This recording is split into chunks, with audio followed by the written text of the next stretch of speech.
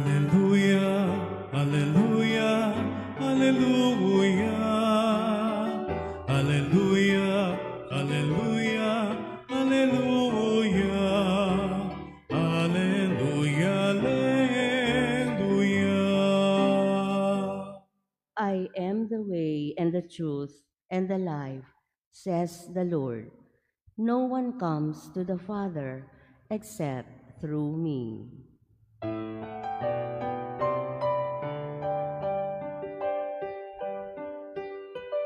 Hallelujah, hallelujah, hallelujah. Hallelujah, hallelujah, hallelujah. Hallelujah, hallelujah.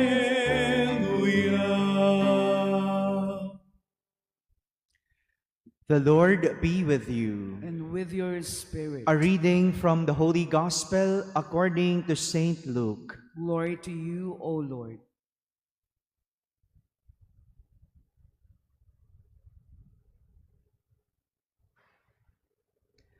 While Jesus was going through a field of grain on a Sabbath, his disciples were picking the heads of grain, rubbing them in their hands and eating them. Some Pharisees said, "Why are you doing what is unlawful on the Sabbath?" Jesus said to them in reply, "Have you not read what David did when he and those who were with him were hungry? How he went into the house of God, took the bread of offering, which only the priests could lawfully eat, ate of it, and shared it with his companions. Then he said to them, 'The Son of Man is Lord of the Sabbath.'" My friends, the Gospel of the Lord. Praise to you, Lord Jesus Christ. Please be seated. Good morning, my dear brothers and sisters. Another encounter between the Pharisees and Jesus happened in our Gospel today. The last time that there was an encounter was yesterday. This time, some Pharisees observed that Jesus' disciples were walking through a field of grain on a Sabbath, gathering the grains, rubbing them in their hands, and eating them. So they questioned Jesus, "What or why are you doing what is unlawful on the Sabbath?" Why are you doing what is unlawful on the Sabbath? Let us try. Let's try to understand where the Pharisees are coming from. It was Sabbath when the encounter happened. For the Jews, Sabbath is a very sacred day. It is a day dedicated to worship the Lord and to rest. This is the reason why working is not allowed. People should not work but rest and pray. Take note, rest and pray. Bawal magtrabaho. Just rest and pray.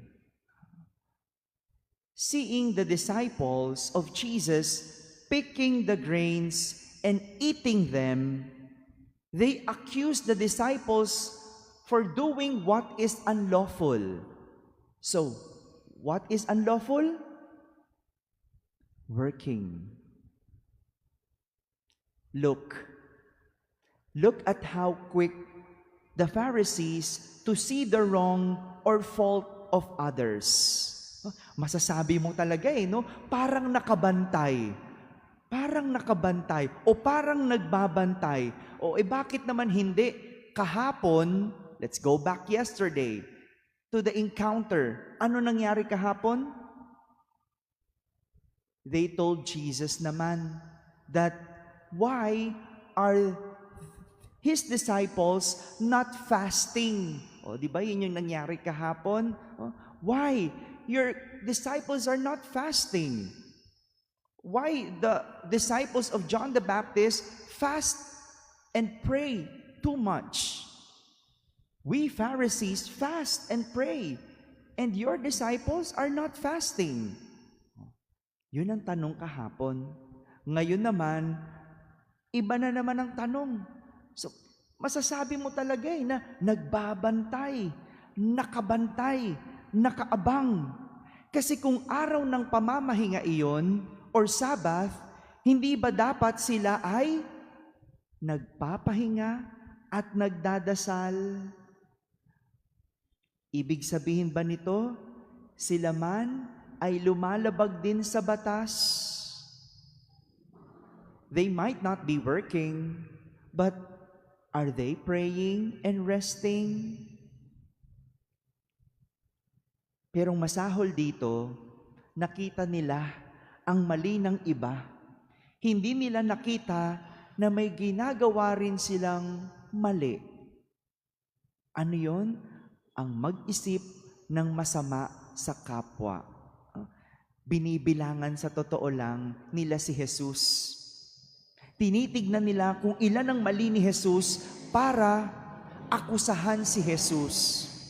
Nag-iipon sila ng maisisisi nila kay Jesus sa araw pa ng pamamahinga.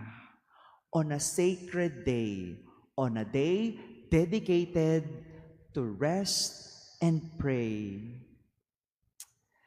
Hi, this is common to people.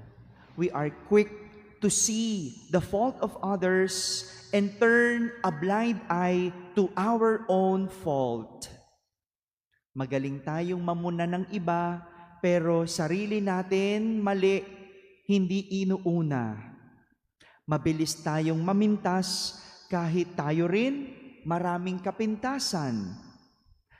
Madami tayong sinasabing hindi maganda sa iba, kahit na tayo hindi naman maganda.